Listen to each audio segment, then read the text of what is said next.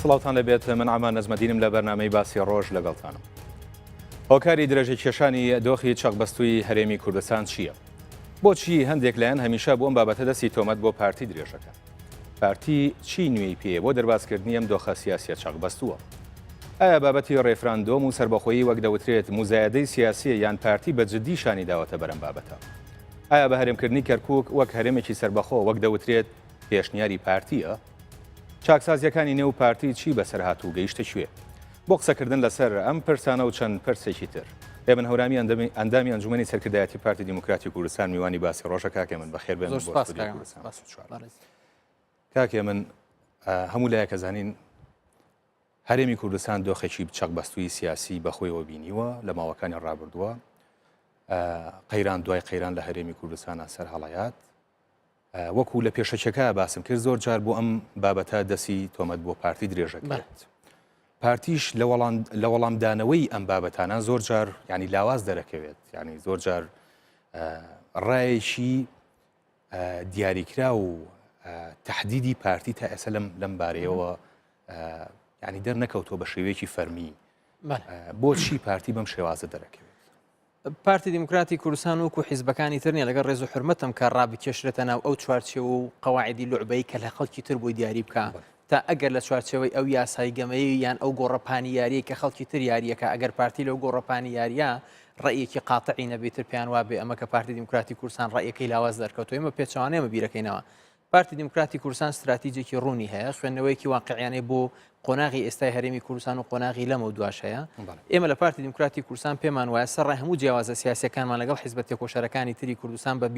بۆچوونی ئایدۆلۆژی و باگراوندی ئەتنیکی و ئاینی جیاوازیشەوە پێمان وایە ئەبێ ئێمە سەرڕای هەموو ئەو ناکۆکیانە لەسەر کۆمەڵێک خاڵ هاوکسۆز و هاوکۆک بین لەگەڵ یەکتری ئەویش ئەوەیە ئایا یەک هەلومەرجی خودی ئێستای هەرێمی کوردستان لە چ قۆناغێکایە هەلومەرجی بابەتی هەرێمی کوردستان لە چ قۆناغێکایە و خاڵە لە پێشینەکان واتە ئەولەویەتی مامەڵەکردن لەگەڵ بابەتە خودیەکان و بابەتە هەلومەرجە بابەتەکانیش کامانن ئالێرایە کە ئێمە پێمان وایە لە پارتی دیموکراتی کوردستان ئەبێ لەگەڵ حیزبە سیاسی بەڕێزەکانی تر ئەم چوارچێوە نزمەی سیاستکردنە بەجێ بێڵین ڕوئیەکی استراتیژی ئایندەیمان هەبێت لەسەر ئەساسی بەرەو ئایندە ڕۆشتن سیاست لەگەڵ یەکتری بکەین نەک ئەوەی ئەسیری ڕابردوویەک بین کە لەسەر بنەمای ڕق و کینی سیاسی بزاوت و سلوکی سیاسی ئێمە تهدیدکە ئالێرەیە کە پارتی دیموکراتی کوردستان جیاوازی ئەکا لە مامەڵەکردن لەگەڵ حیزبەکانی تر لێرە ئێمە بەرپرسیارەتێکی سیاسی نەتەوەی هاوبەشمان لەسرە چونکە ئێمە بمانەوە و نەمانەوێت ئێستا هەرێمی کوردستان لە بەردەم کۆمەڵێک ئیستیحقاقی نەتەوەییە کە لەسەر و حیزبە سیاسیەکانەوە یەک ئەو هەلومەرجە بابەتی کە ئێستا گۆڕانکاری بەسەرا هاتووە ئەو سیستەمە ئەمنیە سیاسیە جیۆپۆلیتیکی ئابووری کە ئێستا ڕۆنچۆی ڕۆژهەڵاتی ناوەڕاست پێیان تێپەڕێ لەسەر ئاستی ناوخۆی هەرێمی کوردستانیش ڕوبەڕووبوونەوەی شەڕی داعش و قۆنا کوردستانی دوای شەڕی داعش ناوچە کوردستانەکانی دوای قۆناغی شەڕی داعش ئەو هەلومەرجە ئابووری کە ئێستا هەرێمی کوردستانی پێ تێپەڕێ و ئەو ڕوانگەی کە ئێستا هەمانە بۆ دەربازبوون لەم چەقبەستە سیاسی کە ئێستا تێکەوتوین ئالێرایە کە پارتی دیموکراتی کوردستان پێی وایە ئەبێ لە ئاستێکی بەڵا قسە لەسەر ئەم بابەتانە بکرێن نەک ئەوەی کە ئێمە بیر بە منطقی هێز بکەینەوە پێمان وابێ بە گۆڕینی هاوسەنگی هێز بە تحالف و بە هاوپەیمانی ئەم حیزب و حیزب ئەتوانرێت گۆڕانکاری بێنێتەوە. باشە ینی پێی وانە ئەگەر ینی بە جۆرێک نەبوونی دیدگایەکی ڕوون بەرامبەر بەو تۆمەتانەی ڕوبڕووی پارتیەکرێتەوە جۆرە لە قەناعەتی لای خەڵک دروست نه ئێمە پێمان وانە لەبەرەوە یەک ئەم تۆمەتانە هەر کەسێک بن هەر لایەنێک بن ململانی سیاسی خۆ ئێمە ئەگەر یەک حیزبی سیاسی بوونای لەگەڵ ئەو لایەنانێتتر ئەم جۆرە قسانە نەئەکرا و دەریش کەوت ئەگەر قسە لەسەر بنەما و بەرمەبنای ئەم تۆمەتانە بووە کە ئەم لایەنە بە درێژایی 40 ساڵی ڕابردوو وەکو مەدرسێک بەرامبەر بە پارتی دیموکراتی کوردستان دروستیان کردبێ یان ئەو قۆناغی دوای ئەوەی پێی ئەوترا حەڤەی شوبان دەرکەوتبێ یان ئەو هەموو هێرش و تۆمەت بارانەی کە بەر پارتی کەوتون بەڵام پارتی لە هەموو هەڵبژارن یەک لە دوایەکەکانە جەماوەری ئەگەر نەچوبێتە سەر کەمی نەکردووە باشترین وەڵام بوو ئەم تۆمەتانەی کە ئەم خەڵکانە دروستیەکەن ئەمەیە کە جەماوەری کوردستان و پشتیوانی فراوانەکەی بۆ پارتیە لە ڕێی سندوقەکانی دەنگدانەوە دەرکەوتووە کە پارتی دیموکراتی کوردستان لەسەر ڕێگەیەکی ڕاستەڕوا سەرڕای هەندێک کەم و کوڕی کە لە ئێمەی پارتی دیموکراتی کوردستانی شا هەبووە بۆیە وەڵامی خەڵک لە ڕێی سندوقەکانی دەنگدان لە ڕێی ئەو هەڵبژاردنانەی بۆ پەرلەمانی کوردستان بۆ ئەنجومەنی پارێزگاکان بۆ پەرلەمانی ئێقراکراون خۆ ئەگەر بەو تۆمەتانە بوایە بەو ئیدعاتانە بووە پارتی دیموکراتی کوردستان ئێستا ئێسکوپروسەکەشی نەموبایە بەڵام ئەوەی کەماوەتەوە پارتیە تا ئێستش پارتی هێزی ڕقەمێکی کوردستانە خۆمەە بە ئینقلاب هاتوونە لە عەرزەڵ توقیونە لە ئاسمانیشدا باری ئەمە هێزی پشتیوانی جەماوەری کوردستانە کە پارتی بە هێزی ڕقەمێک هێڵاوەتەوە و ئەو تۆمەتانش ئێمە ئەزانین بریتێ لە بەشێک لە لاوازی هەندێک لەم لایەنە سیاسیانە چونکە ئەزانن لە مەسەلە نەتەوەیەکان لە مەسلەی پەیوەندی نێودەوڵەتی لە ئاستی جەماوەری لە ئاستی مێژووی لە ئاستی سەقامگیری ناوخۆیی حیزبی لە ئاستی ڕوونی ئایندەی ئەم حیزبانە ناگەنە پارتی دیموکراتی کوردستان بۆی هەوڵێن پارتی ڕاکێشنە ناو ساحەیەک وەکو لە پێشتریشا ئیشارەتم پێەیە ساحەیەک کە ساحەیەکی بچووکە بۆ ململانە ئێمەمانەوە لە ساحەیەکی گەورە لەسەر ئاستی ڕۆژهەڵاتی ناوەڕاست بە قازانجی ئێستا و ئایندەی کوردستان ململانە و سیاست بکەین نەک لەسەر ئاستێکی لۆکاڵ لەسەر ئاستێکی بچووک ململانی سیاسی لەگەڵم لایەنە بەڕێزانە وەکو وترێت پەرلەمانتان پاک خستووە حکوومەت لەلایەن پارتیەوەی فلیچ کراوە و دۆخ بەم ڕۆژە گەشتووە کە گەشتووە و ئامادەی کۆبوونەوەیش نین لەگەڵ لایەنەکانە بە تایبەتی کۆبوونەوەی داوای کۆبوونەوەی بێمەرجەکەن کە زیاتر ئەمەیە بابەتەکەی گەیاندووە بە پەرلەمانی کوردستان خۆیان پەکخست پێشەوەی پارتی دیموکراتی کوردستان هیچ هەڵوێستێک بنوێنێ پەرلەمانی کوردستان کە سازانیان تێگیا کۆبوونەوەی 23 حوزەیرانیان کرد خۆیان تەوافقیان تێکشکان کە ئیسراریان لەسەر بەستنی کۆبوونەوەی 19 ئاب کرد خۆیانیان پەکخست پەرلەمانی کوردستان لە دوای 20 ئاب پابند نەبوون بە بڕیاری مەجلیسی شورای هەرێم و ئامادە نەبوون یاسا لە هەرێم لەناو پەرلەمانی کوردستان چه هەموار بکرێت چه دەربکرێت بۆی نەنێردێ بۆ سەرۆکی هەرێم تا ئیمزای بکە هاتن پشتیان بە باسکردنی پەیڕەوی ناوخۆی پەرلەمان بەس چونکە پەیڕەوی ناوخۆی یاسانیە دوای دەنگ لە سەردانی پێویستی بە ئیمزای سەرۆکی هەرێم نییە پەرلەمان خۆی پەکخستە بوو ئیشی پەرلەمان چیە کاک عەمار دەرکردنی یاسایە هەموارکردنی یاسایە چاودێریکردنی حکوومەتە لە هەر سێ ئەم بابەتانە پەرلەمان خۆی پێش 12 ئۆکتۆبەریش خۆی پەکخستبوونەکەوەی کە پارتی دیموکراتی کوردستان پەکیخا ئێستش پارتی دیموکراتی کوردستان لەگەڵ ئەوایە ئێمە بەڕێکەوتنێکی سیاسی تازە لەگەڵ یەکێتی نیشتیمانی کوردستان یان لەگەڵ یەکگرتووی ئیسلامی کوردستان بتوانین سەرۆکایەتێکی نوێ بۆ پەرلەمانی کوردستان دروستکەینەوە پارتی بۆ هەموو جۆرەێک لەم ڕێکەوتانە ئامادەیە بە هەمان شێوە ئێمە ئامادەین لەگەڵ بزوتنەوەی گۆڕانیش گفتوگۆی بێمەرج بکەین بەڵام مەرجی بزوتنەوەی گۆڕان بۆ ئەوی پەرلەمانی کوردستان یوسف محەممەد بێتەوە بە سەرۆکی پەرلەمان ئەم بابەتە لای پارتی دیموکراتی کوردستان قەتعیە جارێکی تر یوسف محەممەد هیچ کەسێک لە بزوتنەوەی گۆڕان نایەتەوە ناو سەرۆکایەتی پەرلەمانی کوردستان بۆی ئێمە لەگەڵ ئەوەی دەستەیەکی نوێ بۆ سەرۆکایەتی پەرلەمانی کوردستان بەبێ بزوتنەوەی گۆڕان دروست ببێ باش دەست پێشخەری ئێوە یان کاری ئێوەکو پارتی بۆ دەرباسکردنی هەرێمی کوردستان لەم دۆخە هیچ شتێکی نوێتان هەیە ئێمە شتە نوێەکانمان ئەوەیە کە ئێمە هەڵوێستێکی ڕوون و ئاشکرامان دەربڕیوە ڕێککەوتنی پێکێنانی کابینەی هەشتەمی حکوومەت کە لە حەڤەی 4 لەگەڵ بزوتنەوەی گۆڕان پارتی ئیمزای کردووە بەهۆی ئەو ڕێکەنەوە پارتی دەستی لە کۆمەڵک ئیستحقاقاتی انتخابی خۆی وەرگرتووە کە ڕەنگە زۆر جار بەشێک لە گلەی و ڕخنەی جەماوەری پارتی لە سەرکردایەتی و بڕیار مرکزی دروستکردنی بڕیار کە سەرکردایەتی پارتی لەناو پارتیە هەبێ ئەمە بێ کە ئێمە زۆرێک لە حسابی دەنگی خەڵکی پارتی ئیستحقاقی زیاترمان بە بزوتنەوەی گۆڕان نابێ ئێمە پێمان وایە باشترین دەریچە بۆ دەربازبوون لەم چەق بەستوێ سیاسی کە ئێستا کوردستانی تێکەوتووە پارتی وێکێتی چۆن لە 92 شەریکی دروستکردن لاوازبوون بەهێزبوون پاراستن شەڕکردن لە پێناوی ئەم هەرێما بوون ئێستا مەسئولیەتێکی ئەخلاقی نەتەوەی سیاسی گەورە لەسەر پارتی وێکێتیە ئەم دۆخە شتێپەڕێنن بەوەی کە ئەو ڕێکەوتنی کە پارتی ئەوێ لەگەڵ یەکێتیا ئیعادەی بکاتەوە ڕێکەوتنی استراتیژی جارێکی تر مشتوماڵ کاتەوە یەکێتی نیشتیمانی کوردستان لەسەر ئەساسی ئەو پێشنێرە تازانەی پارتی دیموکراتی کوردستان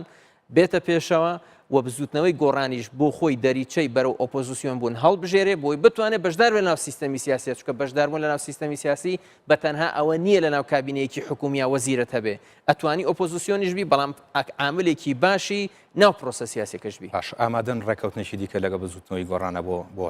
پێکێنانی حکوومەت ئەمە لەسەر ئاساسی گفتوگۆ ڕاوەستی ئێمە پێمان وایە بە کێشەکان یەکەم جار لێک جیا بکەینەوە جەنابەت باسی کاراکردنەوەی پەرلەمانت کرد کاراکردنەوەی پەرلەمان پێویستی بەوە هەیە دەستەیەکی تازی سەرۆکایەتی پەرلەمانی هەبێ کێڵی گۆڕانکاری بەسە پۆستی جێگری سەرۆکی پەرلەمانی شانایە کە لە پارتی دیموکراتی کوردستانە ئێمە لەگەڵەوەی دەستەیەکی تازی سەرۆکایەتی پەرلەمانی کوردستان هەبێ و ئەمە یەکێک بێ لە خاڵەکانی ڕێکەوتنی سیاسی تازەتر کاتێک ئێمە سەرکەوتین لەوەی کە دەستەیەکی نوێی سەرۆکایەتی پەرلەمان هەبێ ئەو کات ئەم کابینەی ئێستا حکوومەتی هەرێمی کوردستان ئەکەوێتە بەردەم کۆمەڵێک سیناریۆ یەکێک لە سیناریۆکان ئەوەیە بۆ نمونە ئەم کابینەیە دەست لە کار بکێشێتەوە کاک نێچیروان کابینەیەکی تر تەشکیل کاتەوە ئەم کابینەیە هەندێک تعدیلی وزاریتیا بکرێن ئەم کابینەیە وەکو ئێستا خۆی بمێنێتەوە لە بەردەم ئەو سیناریۆ بێ ئەو سێ سیناریۆ دوای ئەچێتە بواری گفتوگۆی سیاسی نێوان لایەنە سیاسیەکانی ناو هەرێمی کوردستان زۆر باشە لە ماوەکانی ڕابردووە یەکێتی و بزوتنەوەی گۆڕان ڕێکەوتنێکی سیاسیان ئەنجامدا ئەم ڕێکەوتنە هەر زوو ینی پارتی یەکسەر ڕەدیدایەوە و بە شێوەیە لە شێوەکان ڕەفزی ڕێکەوتنەکەی کرد بە جۆرە لە جۆرەکانیش بە هەڕەشەی بۆ خۆی زانیم پێ وایە ئەوەی دەرباز بووە لەو ماوەی کەمەی کە لە ڕابردووە گوزەشتی کردووە ئەم ڕێکەوتنە هیچ هێمایەکی وای تایە بۆ ئەوەی کە پارتی بە هەڕەشەی زانی بێ بۆ سەر جارێ من لەگەڵ مستەڵەح نیم کە پارتی بە هەڕەشەی زانی بێ ئەگە سەیری بەیاننامەی پارتی دیموکراتی کوردستان بکەین و سەیری لێدوانی فەرمی سەرکردایەتی پارتی دیموکراتی کوردستان چ پێش ئەو ڕێکەوتنە چ دوای ڕێکەوتنەکە و چه ئێستاش ئەوەی کە من بە جەنابتیاڵێم ئێمە هەڕەشە بە شتێک بە هەڕەشە لەسەر خۆمانەزانین کە هەڕەشە بێ لەسەر کوردستان کە لە دوژمنێکی دەرەکیەوە بێ ئەمە ململانەی سیاسی لە کوردستانە ئەم ڕێککەوتنە بۆی بەوردی بینەرانی بەڕێزیش جارێکی تر هەڵوێستی پارتیان بۆ دووبارەکەینەوە ئێمە لەسەر سێ ئاستێری ئەم ڕێککەوتنەکەین ئاستێک کە پەیوەندی بە یەکێتی و گۆڕان هەیە ئاستێک کە پەیوەندی بە یەکێتی و گۆڕان و پارتی هەیە ئاستێک کە پەیوەندی بە یەکێتی و گۆڕان و پرۆسی سیاسی هەرێمی کوردستان هەیە تا ئەو کاتی ئەم ڕێککەوتنێکە بۆ نۆرمالکردنەوەی پەیوەندیەکانی نێوان یەکێتی و گۆڕان چووکە بە دنیای کێشەیە تێپەڕێن بەتایبەتی لەسەر ئاستی پارێزگای سلێمانی ئەگەر ئەم ڕێککەوتنە لە نێوان یەکێتی و گۆڕانە بۆ ڕێگەگرتن بێ لە دروستبوونی کێشەی زیاتر لە نێوان یەکێتی و گۆڕان بەتایبەتی لەسەر پۆستی محافظی سلێمانی کە دوای دوو مانگی تر ئایا یەکێتی ئەم پۆستە تەسلیمی گۆڕان نکاتەوە یان نایکاتەوە ئایا گۆڕان ئەگەر ئەم پۆستەی وەرگرتەوە پێویستیان بە مەرسومی سەرۆکی هەرێمی کوردستان هەیە ئەوان دوو ساڵە قاوی ئەوەیان کە سەرۆکی هەرێم شەرعێتی نییە بە قسەی ئەوان ئەگەر سەرۆکی هەرێم شەرعێتێکی نەبێت چۆن قبوڵیەکان مەرسومێک بۆ محافظەکەی ئەوان دەرکا بۆیە هەردوو لایەن لە بەردەم ئەم کێشیان کە بێت چارەسەریکەن ئەگەر ئەم ڕێککەوتنە ئێستش ئەڵێم تایبەت بێ بە پارێزگای سلێمانی بۆ چارەسەرکردنی کێشەکانی نێکێتی و گۆڕان ئێمە پیرۆزبایان لێگەین بەڵام ئەوەی لە ناو ڕێککەوتنەکە هاتووە کە زیاتر ئەدەبیاتی بزوتنەوەی گۆڕانی پێوە دیارە کۆمەڵێک بابەتن کە پارتی دیموکراتی کوردستان لە ئەلف تا یای ڕەتیەکاتەوە ئەویش یەک پەیوەندی بە سیستەمی حکومڕانی هەیە چونکە ئەوان لەوێ هاتوون دوو حیزب ڕێکەکەون وەکوای ئێستا من و تۆ لێرە ڕێکەکەین بڵێن با سیستەمی هەرێمی کوردستان بکەینە پادشایەتی هەنی شتێکە لە بینی من و تۆ ئەمە بە خەڵکی کوردستان بڕیاری لەسەر بە لە هەموو ئەم ڕێککەوتنە لە هەموو ئەو مادانەی کە باسییان کردو بۆ یەک جاریش کەلیمەی تەوافقیان بەکار نەهێناوە کەلیمەی سازانیان بەکار نەهێناوە بۆ یەک جاریش بۆچی ینی بۆچی ئەمە بەکار بۆی ئەڵێم ئەم بابەتە من بەس لەگەڵ ڕێز و حرمەتمان دوو ڕێککەوتنی ئەمە ڕێی شخصی خۆمە ئەم بابەتە ڕێککەوتنێکە بە مردووی لەدایک بووە بۆ بەتانەی کە پەیوەندیان بە وەزعی کوردستانەوە هەیە ئەم ڕێککەوتنە بەسەرەن لە یەک خاڵە باس لەوە ناکەن کە بگەڕێنەوە بۆ ڕای میلەت لە میلەتی کوردستان پرسین چ جۆرە سیستەمێکی حکومڕانیتانەوێ یان چه شێوازێکی هەڵبژارنی سەرۆکایەتی هەرێمتانەوێ یان سەرۆکی هەرێم یان سەرۆکی حکوومەت چ جۆرێک لە دەسەڵاتەکانی هەبێ تەحەدا ئەکەم ئەگەر لە یەک کەلیمەش باسی گەڕانەوە بۆ میلەتیان تیابیان باسی دروستکردنی سازانی سیاسی و تەوافقی تیابێ بۆیە ئەم بابەتە کە ئاڵین بە مەحەلی ئەمێنێتەوە لە بینی یەکێتی و گۆڕانەوە هیچ کاریگەرێکی لەسەر پارتی نابێ پارتی دیموکراتی کوردستان لەگەڵ ڕێز و حورمەتمان بۆ قسەی خۆشی ئەم بەرپرسی یەکێتیان ئەو بەرپرسیانەوەنا ئێمە مامەڵە لەگەڵ ڕێککەوتنێکەکەین کە نووسراوە و ئیمزای هەردوو لای لەسەرە ئەمە ڕێی ڕسمی یەکێتی وەرەگری نەک ئەم برادەر لێرە قسەی خۆشکە ئەم برادەر لەوێ بە جۆرێک لە جۆرەکان ڕخنەی لێ بگرێ ئێمە ئەم لەبەرەوەی ئێمە ڕێککەوتنێکمان لەگەڵ یەکێتی نیشتیمانی هەیە کە لە 27 2007 بە ئیمزای سەرۆک مامجەلال بە ئیمزای جەنابی سەرۆک مەسعود بارزانی ئەم ڕێککەوتنەیە ڕاستە زۆرێک لە خاڵەکانی نەماون بەڵام هیچ لایەکیشمان هەڵمان نەوەشاندوێتەوە ئەم ڕێککەوتنەی ئێستا یەکێتی کردوێتی بەشێکی زۆری لە خاڵەکان ناکۆکە لەگەڵ ڕێککەوتنی استراتیژی لەگەڵ پارتیا و ڕێککەوتنی استراتیژیش بەشێکی زۆری ناکۆکە لەگەڵ ئەو ڕێککەوتنێکی یەکێتی و گۆڕان کردوێتی پرسیاری ئێمە بۆ برادرانی یەکێتی ئەمەیە ئایا ئەوان ئەیانەوێت ڕێککەوتنی استراتیژی بەردەوام بێ ئەگەر ڕێککەوتنی استراتیژی بەردەوام بێ ئەتوانن بەو ڕێککەوتنی کە لەگەڵ گۆڕان کردویانە ڕێککەوتنی استراتیژی بەردەوام بێ بەڵام لە لێدوانەکانیان لە میدیاکانە وەڵەن ڕێککەوتنی استراتیژی هیچ ئینێکی نەماوە ینی وەکو بڵێ مەفعولێکی نەماوە باشە کە لە هەڵبژاردننی 21 نوێی 2013 یەکێتی 18 کورسی هێنا بۆ ئەو کات ڕێککەوتنی استراتیژی مەفعولی مابوو بەپێی ڕێککەوتنی استراتیژی پارتی 5 وەزیری هەیە یەکێتی 5 وەزارەتی هەیە جێگری سەرۆکی حکوومەت هەمان دەسەڵاتەکانی سەرۆکی حکوومەتی هەیە ئەمە ڕێی هەموو برادرانی یەکێتی نیە چونکە هەموو برادرانی یەکێتی لەگەڵ ئەوان بەشێکی باشی سەرکردایەتیان لەگەڵ ئەوان کە هاوپەیمانەتی پارتی و یەکێتی ئەمە پێمان خۆش بێ و پێمان ناخۆش بێ ڕەنگە ئێمەش دنیای گوڵا حەزەمان لەسەر سەرکردایەتی یەکێتی هەبێ ئەوانش بڵا حەزیان لەسەر ئێمە هەبێ ئێمە لە هەندێک شوێن باریگرانی یەکێتیمان هەڵگرتە بێ لە هەندێک شوێنش یەکێتی باریگرانی ئێمەی هەڵگرتە بێ بەڵام بمانەوێ و نەمانەوێ یەکێتی و پارتین ئێستا لە سەنگەری پاراستنی کوردستانان لە شەڕی داعش یەکێتی و پارتین بەسئولن لە دروستکردنی ئەو 25 ساڵی کە ئێستا بۆ هەرێمی کوردستان هاتۆتە ئارا و یەکێتی و پارتیش مەسئولی ژمارەیەکن ناڵێم بەتەنها مەسئولی ژمارەیەکن لەوەی کە ئەم دۆخی ئێستای کوردستان بپارێزن و بەرەو ئایندێکی باشتری برن بەڵام وەکو باسێکە لە هەڵبژاردنەکانی دوای هەڵبژاردنەکان با بڵین پارتی یەکێتی بەجێهێشت لەگەڵ گۆڕان چووە ڕێکەوتنێکەوە دوای حوت مانگ یەکێتی هاتە ناو من بۆ مێژووە ئیڵێم ئالێرەش ئەو باڵەکە بە ئەستۆ یەکێتی نیشتمانێ پارتی یەکێتی بەجێ نەهێشت یەکەم لایەن کە پارتی دیموکراتی کوردستان گفتوگۆی سیاسی لەگەڵ کرد بۆ دروستکردنی کابینەکە یەکێتی نیشتیمانی کوردستان بوو و ئەو کاتیش یەکێتی نیشتیمانی کوردستان وتیان ئێمە بەبێ بگۆڕان ناتوانین بێنە ناو کابینەی حکوومەتەوە ئەو کاتیش پارتی پێیوتن ئێمە ڕێکەوتنی استراتیجیمان لەگەڵ ئێوە هەیە ئامادەین بەپێی ئەم ڕێکەوتنە کابینە دروستکەینەوە بەڵام ئەو کاتیش یەکێتی پێیوا بوو کە ئەبێ بزوتنەوەی گۆڕان بێت بۆ ئەوەی کابینەیەکی بنکە فراوان دروست بێ بەڵام بەو کات بە یەکێتی وترا ئەگەر گۆڕان بێتە ناو حکوومەت لەسەر حسابی پێگەی ئێوە دێتە ناو حکوومەت نەک لەسەر حسابی پێگەی پارتی دیموکراتی کوردستان بێ ئەمە ئێمە نەبووین کە گۆڕانمان ئیختیار کرد ئەو کاتە برادرانی یەکێتی ئیسراری ئەوان بوو ئێستاش ئێمە لەگەڵ ئەوەین دیسان ئەڵێن هەمومان ڕۆڵەی ئەم وڵاتین بە جیاوازی سیاسیمانەوە بە بزوتنەوەی گۆڕانیشەوە ئێمە پێویستمان بەوە هەیە قۆناغێک کە دەستمان پێکردو بیگەینە کۆتای ئەم قۆناغش پارتی و یەکێتی لی مەسئولن بمانێ و نەمانەوێ پێمان خۆش بێ پێمان ناخۆش بێ بۆیە مەسئولیەتێکی سیاسی ئەخلاقی قەومیە لەسەر پارتی و یەکێتی بڕیاری چارەنووساز بن بەوەی کە پێکەوە ئەو قۆناغی ئەو کاروانەی دەستمان پێکردووە بە ڕیفراندۆم بیگەینە کەنارێکی ئارامی بۆی بتوانین بناغەیەک بۆ کیانێکی سەربەخۆی کوردستان دابنین. باشە لێرەوە لەوێ گوێبیستیەوە بین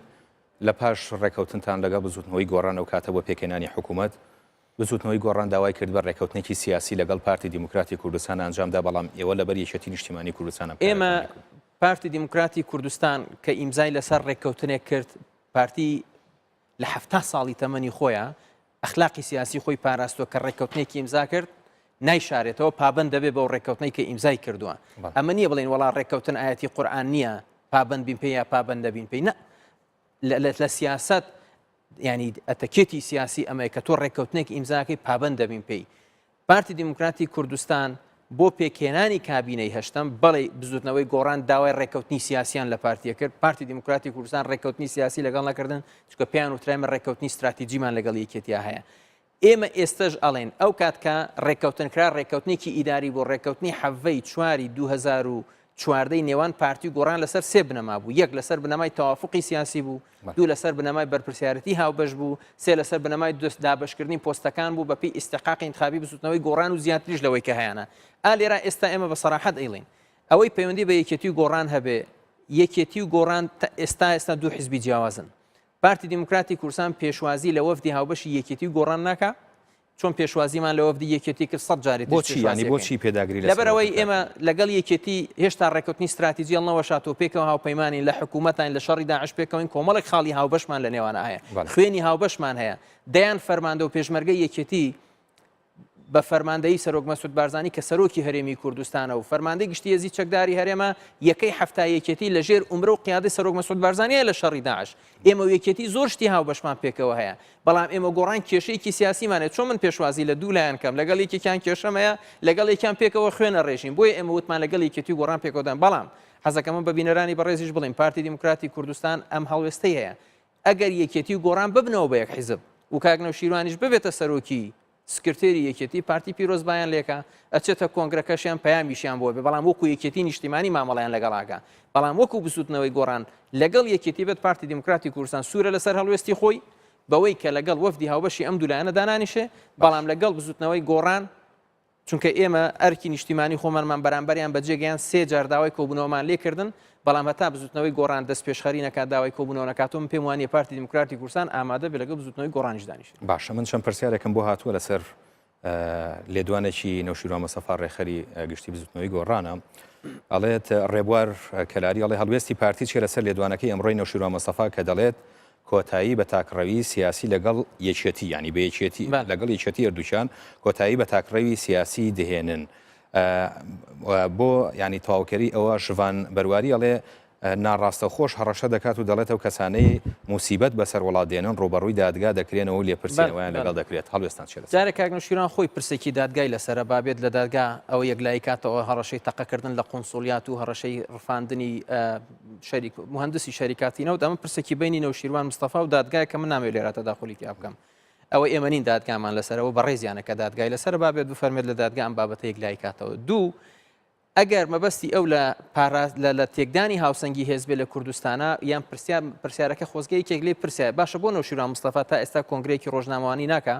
هەموو ڕۆژنامە نووسەکانی کوردستان ئازادانە بتوانن کاتژمێرێک بە دڵی خۆیان پرسیارەکانی لێ بکەن نمونەیەک لە بڕیاری تاکلایانەمان باتێ بۆ نمونە کە بڕیار درا هەموو هەرێمی کوردستان لە دوای هەڵبژارنی پەرلەمانی عێراق بچنە ناو کابینەکەی عیبادی و ئەم بڕیارە لە کوێ درا لە گردەکەی سلێمانی درا بە کۆبوونەوەی کە نەوشیرۆ مستەفا ئیشرافی کرد نوێنەری هەموو لایەنە سیاسیەکان کە بڕیاردرا حکوومەتی عێراق بڕیاردرا نەوتی هەرێمی کوردستان سربەخواانە بفرۆشرێ ڕۆژی 21 5 2015 لە کۆبوونەوەی ئەنجومەنی وەزیران لەگەڵ هەر 5 حیزبەکەی کوردستانە لەو کۆبوونەوەیە بڕیاردرا نەوتی هەرێمی کوردستان سربەخۆ لە بەغدا بفرۆشرێ ئەم بڕیارە چه بڕیارێکی تاکلایانە بووە کە بڕیاردرا دوای ئەوەی کە بودجەی هەرێمی کوردستان بڕا دوای ئەوەی کە بەو شێوازە مامەڵە لەگەڵ هەرێمی کوردستانە بکرێت لە حکوومەتی عێراقی سەحەب بکرێن وەزیرەکانی ئێمە بە بڕیاری سیاسی هەموو فراکسیۆنەکان بوو ئەم بڕیاری پارتی دیموکراتی کوردستان بوو کە بڕیاردرا لیژنەیەکی هاوبەش وەکو نەخشەڕەیەک بۆ بەرەو ڕیفراندۆم بڕۆین لە 18 5 2015 لە کۆبنەوەی سەرۆکی هەرێم لەگەڵ هەموو حیزبە سیاسیەکانە داوا لە هەموو لایەنەکان کرا ئەمە بڕیاری تاکلایانە بووە لە 26 یەکی ئەم ساڵی 2016 هەموو لایەنە سیاسیەکان ماعەدا گۆڕان ئەوان خۆیان نهاتن لەگەڵ سەرۆکی هەرێم جەنابی سەرۆک مەسعود بارزانی کۆبوونەوە 4 خاڵ کرایە بنەمای ئەساسی بەیاننامەی هاوبەشی هەر 17 حیزبە کوردستانیەکان خاڵی دووەمی ئەوە بوو کە هەمویان پێکەوە کار لەسەر ڕاپرسی و ڕیفراندۆم بکەن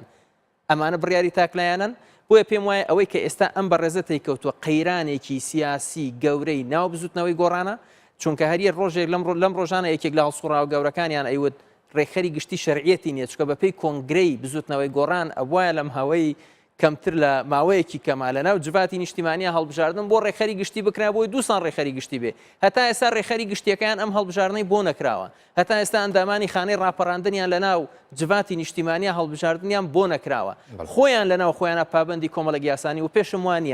پێشم وانە لەگەڵ ڕێزم ئەمەی کە ئەکرێ کاگنەوشیروانێک بە 72 ساڵ عمریەوە بەو تەمەنە کەمەشی کەماوێت ئێمە پێمان وانە بتوانێت هیچ هاوسەنگێکی سیاسی لە کوردستان بگۆڕێ باشە من ناوبڕێک وەرەگرم و دواتر دەگەڕێنەوە سەرچاوەکە بەڵێ بینرانی بەڕێز و خۆشەویست پاش ناوبڕێکی کورد ئێمە ئەگەڕێنەوە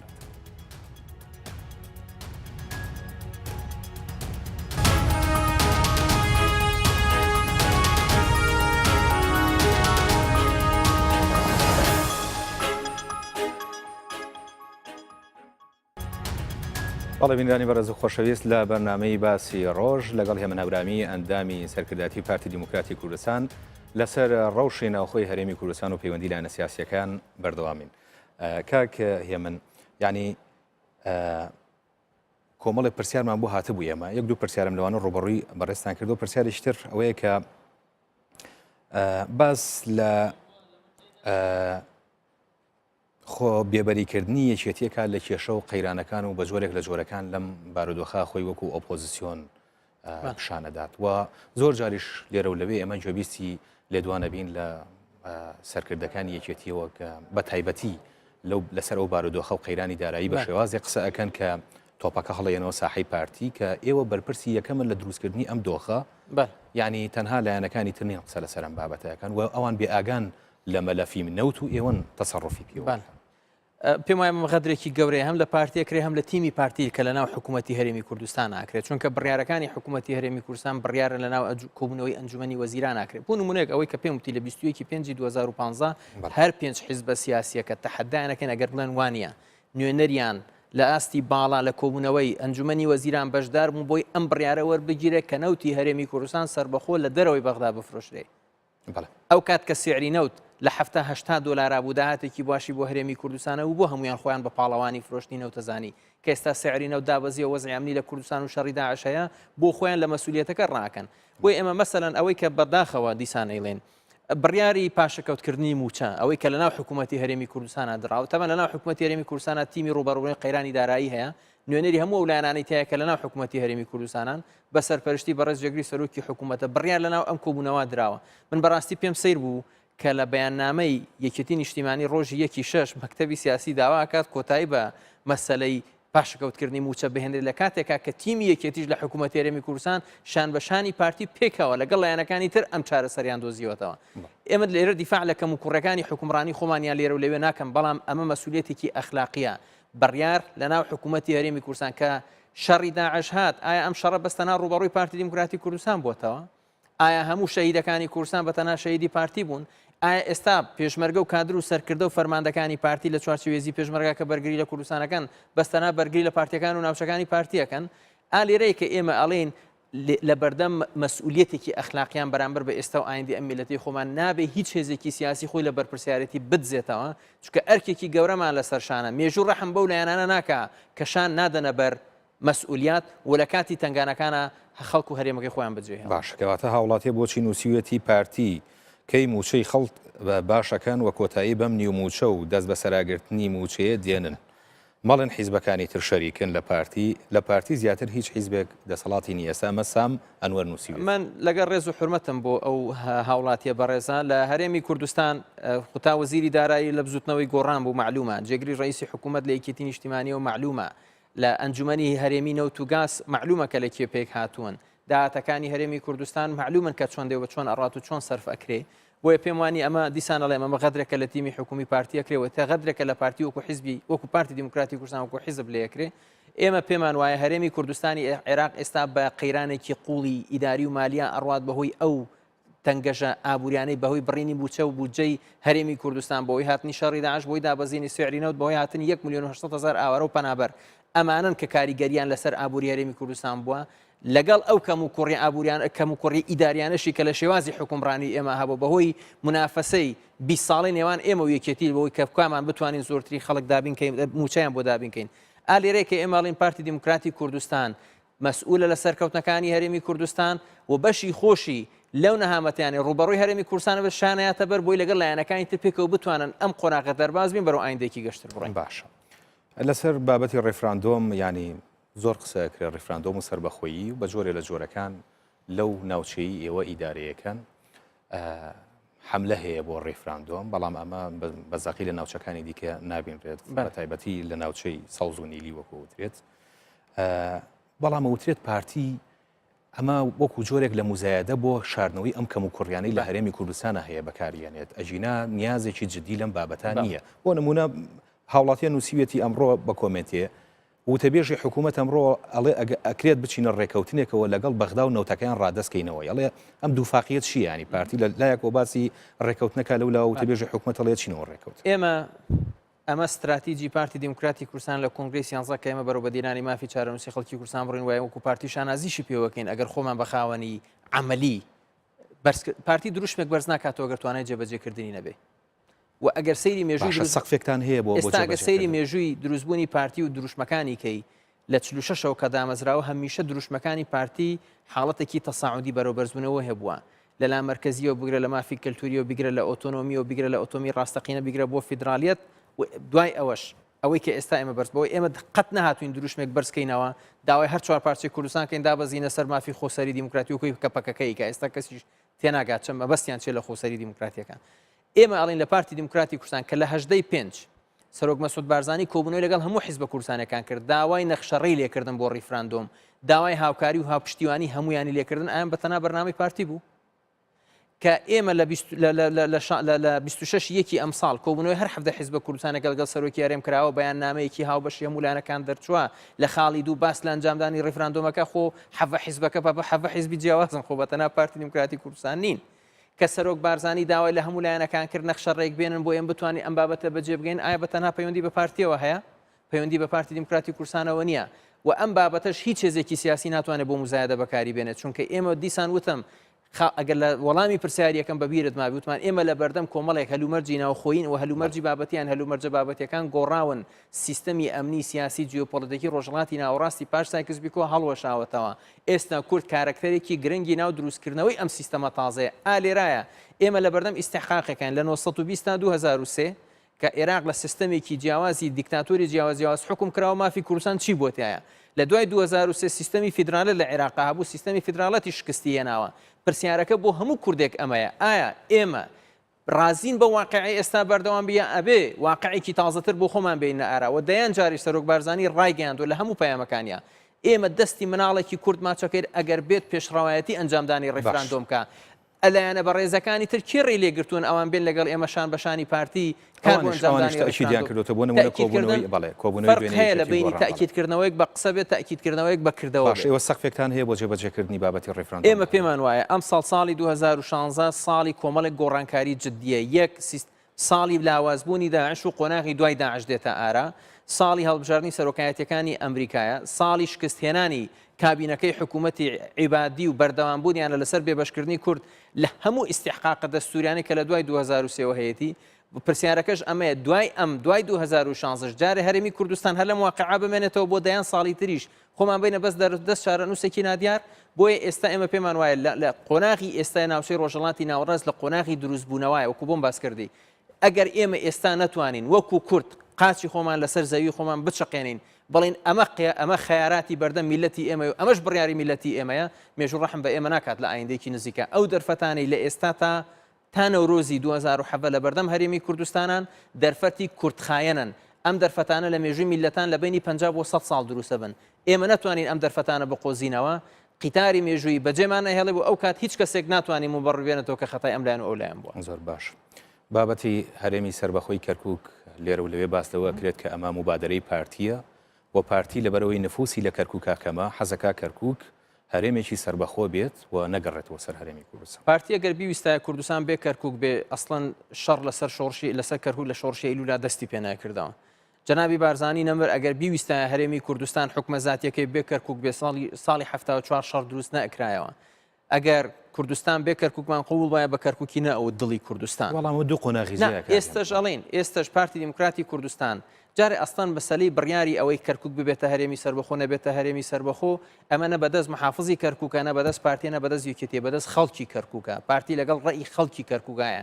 پارتی بە هەموو شێوەیەک دژی هەموو لایەنەگە وەستێتەوە کە ناسنامەی کوردستانیەتی کەرکووک جوغرافی لە ڕووی جوغرافی مێژووی لە خەڵکی کەرکووک وەربگرێتەوە کەرکووک لە ڕووی جوگرافی لە ڕووی مێژووی بەشێکی دانەبراوی کوردستانە نە بەدەست من و توێ نە بەدەست محافزی کەرکووک و ئەم لایەن و ئەو لایەنایە بەڵام پرسیارەکە ئەمەیە خەڵکی کەرکووک چه بڕیارێکە ئێمە پێمان وایە لە پارتی دیموکراتی کوردستان ئەگەر پرەنسیب مەسەلەی بە هەرێمکردنی کەرکووکە پرسیارەکە ئەمەیە هەرێمێکی وەکو چۆن بەپێی چی یاسا و دەستورێک ئەگەرەوە بە ڕێزانەی بیانوو بۆ بەهرێمکردنی کەرکووکە هێنەوە ئەبێت سەیری دوو قانونکەن یەکیان دەستوری عێراق مادەی 121 لە دروستکردنی هەرێمەکانە باس لە یەکخستنی دوو محافظە سێ محافظەکە بووی بتوان هەرێمێک دروستکەن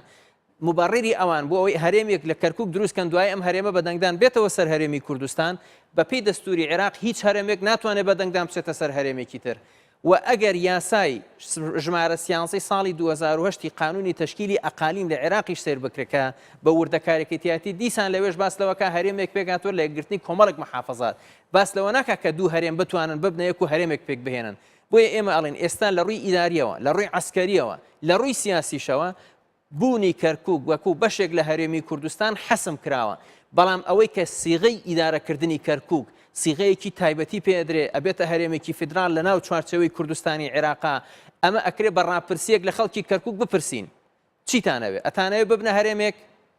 لە ناو هەرێمی لە ناو کوردستانی عێراق کە بۆ هەرێمێکی دەوڵەتێکی سەربەخۆ یان ئەتانەوێ ببنە هەرێمێکی فیدرال یان ئەتانەوێ حکمێکی لامەرکەزیتان هەبێ حکمێکی زاتیتان هەبێ یان ئەتانەوێ ئەستەن بەشێک نەبن لە کوردستانی عێراق ئەو کاتە بێ خەڵکی کەرکووک لە ڕاپرسیەک خۆیان یەکلایکەنەوە ئەگەر پرسیارش لەسەر ئەوە بێ کەرکووک بکرێتە هەرێمێک و دواتر ڕاپرسی لەسەر بکرێت کە ئایا دێتەوە سەر هەرێمیانە ئەی بۆ ئێمە ئێستا ئەم ڕاپرسیانەکەی بزانین ئایا هەرێ خەڵکی کەرکووک چی ئەوێ ئێستا لە حاڵی حاضر چی ئەوێ بەشێک بێ لە هەرێمی کوردستان یان ببێتە هەرێم یان وەکو محافظێک لە عێراق بمێنێتەوە بەڵام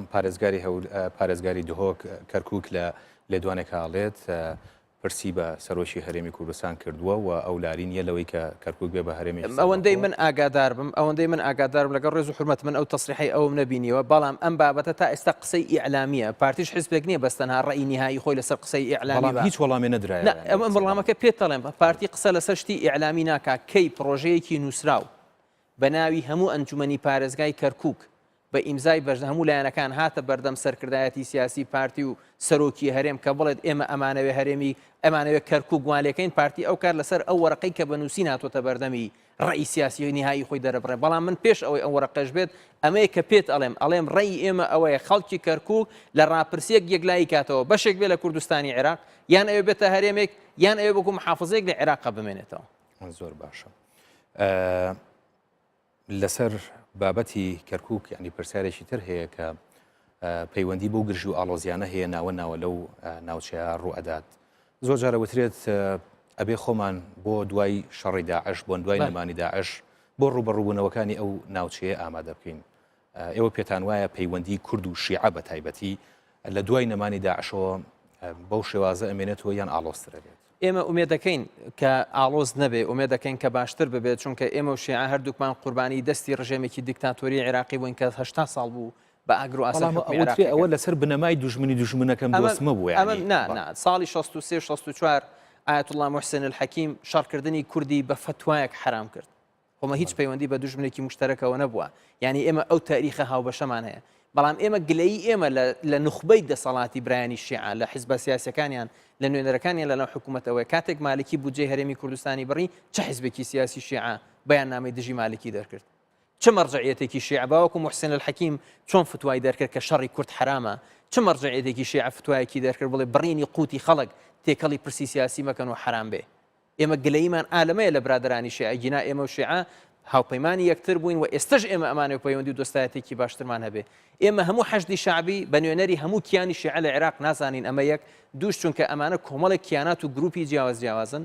دووش ئێمە حەشدی شعبی بۆ شەڕی داعش بە هاوپەیمانی خۆمان نەزانین و هاوکاری یەکتریشمان کردو بۆ شەڕی داعش بەڵام بوونی حەشدی شعبی لە ناوچە کوردستانەکانی دەرەوەی ئیداری هەرێمی کوردستان لە شوێنێک کە پێویستی بە حەشدی شعبینیە لە شەڕی داعشە ئالێرەیەکە ئێمە ئەڵێن ڕێگە نایەن بە هیچ هێزێک نەک حەشدی شعبی هەر لایەنەکە بیەوێ ئیستیغلالی شەڕی داعشکا بۆی واقعێکی عسکەری دیموگرافی قانونی ئیداری فەرز کاتە سەر ناوچە کوردستانەکانی دەرەوەی ئیداری هەرێم ئەمە هەر داگیرکاریت چه بەعس کردبێتی چه داعش بیکە چه هەندێک گروپی ناو حەشدی داعش شابی باشە من ناچارم لەبەر کەمی کاتەکە یعنی ناچار بووم هەنێر لە بابەتەکان چڕکەمەوە بەڕاستی بابەتی چاکسازیەکانی ناو پارتی ماوەکانی ڕابردوو زۆر قسەی لەسەر کرا بەڵام تا ئێستا لەسەر ئەرزی واقع ینی ئەنجامێکی ئەوتوی نەبوو پارتی دموکراتی کوردستان حیزبێکە ئەوەندە باوەڕی بەخۆی هەیە ئەوەندە باوەڕی بە سەرکردایەتێکە ئەوەندە باوەڕی بەو جەماوەرە لە خۆ بردووی جەماوەری پارتی ئێمە وەکو قیادەی پارتی زۆر قەرزاریانین ینی ئەو قوربانی و لە خۆ بردووی لە قاعدەی پارتیا هەیە حیزبەکانی تر بە خیلیمان پێبن بۆیە ئەمەی کە پارتی دموکراتی کوردستان جەنابی سەرۆک مەسعود باردانی لە ڕۆژی دەی 2016 دوو بەیاننامەی دەرکردووی کیاوەکو سەرۆکی هەرێمی کیاوەکو سەرۆکی پارتی ئەوەی کە پەیوەندی بە پارتیەوە هەبێ لە کۆبوونەوەی ئەنجومەنی سەرکردایەتی پارتیا بە کۆی دەنگ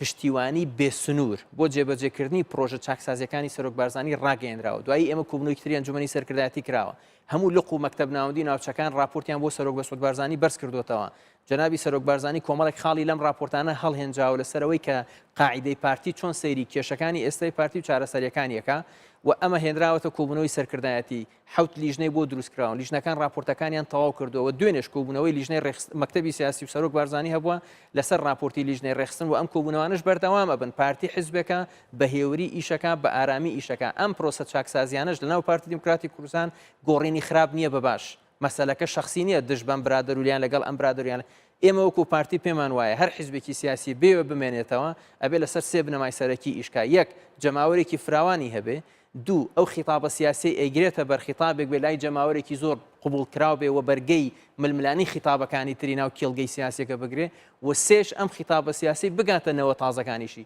پارتی دموکراتی کوردستان کە تەنویعێک لە وەزعی تەنزیمی خۆی ئەکا مشتوماڵێکی وەزعی تەنزیمی خۆی ئەکاتەوە بە خیتابی تەنزیمی و ئوسلوبی تەنزیمی خۆی ئاچێتەوە بۆ ئەوەیە ئەو سێ خاڵە مسۆگەر کات چونکە پارتی حیزبەکە لەگەڵ گۆڕانکاریەکانی کۆمەلگای کوردیان تێپەڕیەوە هیچ وەختێک کۆمەلگای کوردی پارتی بەجێ نەهێشتووە کۆمەلگای کوردستانی زۆر حیزبی تری بەجێ هێشتووە بەڵام کۆمەلگای کوردستانی لە 46ەوە تا ئێستا پارتی بە حیزبی ڕقەمیەک ماوەتەوە ئەمە نهێنی سەرکەوتنی پارتی کە پارتی خۆی لەگەڵ گۆڕانکاریەکانی کۆمەلگای کوردستان ئاگونجێ چکە لێ ناشارمەوە کاگەمار ئێستا بە حاڵی حاضر لە هەرێمی کوردستان ئێمە 5 ملیۆن و 500,000 کەسین 3 ملیۆنی و بەپێ ئاخر ئاماری نەتەوەی گرتوەکان لە ژیان لە تەمەنی ئیشکردنان هەرێمی کوردستان بۆی بتوانێت ڕێژەی بێکاری بۆ 7% دابەزێنێمە پێویستمان بەوەی ساڵانە 7,000 فرسەتی ئیش بۆ خەڵکی گەنجی کوردستان بدۆزینەوە بۆیە پارتی دموکراتی کوردستان هەوڵەیە شێوازی حرەکەی تەنزیمی خۆی شێوازی گەیاندنی پەیامی خۆی بۆ حیزبێک بێت کە بەردەوام لە هەڵبژاردنەکانە بە حیزبی ڕقەمێک بێن چونکە پارتی حیزبێکە بە شەرعیەتی هەڵبژاردن بە پشتیوانی جەماوەری طبیعەتی پارتی وایە بە حیزبی ڕقەمیەکی کوردستان بەڵام هەر کادرەکانی خۆتان گلەیتان لێەکەن لە بابەتی ئەم چاکسازیانە کە ڕەنگە زۆر جاریش ئاڵۆگۆڕ کرابێ یانینە بەڵام شێوازەکە لابردنی کەسێکە لە شوێنە و دانانی لە شوێنێکی کێ و هێنانی کەسێکە لە شوێنی ئێمە بۆ شێوازی قیادەکردن بە عاتیفە ناکرێت قیادەکردن بە خوێندنەوەی هەموو فاکتەکانەکرێت ئەبێ ئەوەی سەرکردایەتیەکە دیدێکی پانۆرامایی هەبێ نەک تەنها مەسەن حەز و خواستی منێکی گەنج لەناو پارتی یا منێکی کاری ئەندام سەرکردایەتیەک یا ئەم برادەرێک ئەوەی قیادەی گۆڕانکاریەکان لەناو پارتی دموکراتی کوردستانەکە ئەبێ 20 هەنگاوی بەردەم خۆشی لە باش ببینێ و ئەبێ هەموو هاوکێشەکانی کۆمەلگای کوردستانیش بخوێنێتەوە ئێمە نایەین بە پەلەپەل بەس بۆ چاولێگەری بەس بۆ ئەوەی بۆ ئێلان بڵین پارتی کۆمەڵک گۆڕانکاری کردووە هەندێک هەنگاوی ناوە گۆڕانکاریەکانی ناو پارتی پرۆسەیە بەم لیژنانەی ئێستاش کۆتایی پێنایەت و بەشێکی ڕەنگە لە کۆنگرە بتوانێت جێ بکرێتەوە بەشێکی ڕەنگە دوای کۆنگرەکانی تر بێت چونکە کۆمەلگای کوردستانی کێڵگە سیاسەکەی گۆڕاوە واقعی ئێستای کۆمەلگای کوردستان زۆر جیاوازترە لە 15 ساڵ و 20 ساڵی ڕابردوو. باشە دوا پرسیارم بۆ بەڕێستان دوای کۆبوونەوەکەی مەکتەبی سیاسی یەکێتی و پارتی وا بڵاو کرایەوە کە پارتی هەڕەشەی ئەوەی کردووە گەلێکێتی بە ڕێکەوتنەکەی لەگەڵ گۆڕان نەچێتەوە پارتی بابەتی دوو ئیدارەی یەنێتەوە نه ئێمە قەت ئەوە لە ئەخلاقاتی پارتی نییە کە بڵێ ئەگەر ئێوە ئەمە نەکەنی تر ئێمە بە سەراحەت بە برادرانی یەکێتی لە کۆبوونەوەکە وتراوە ئەم ڕێککەوتنەی کە ئێوە لەگەڵ یەکێتی کردوتان لەگەڵ گۆڕان کراوە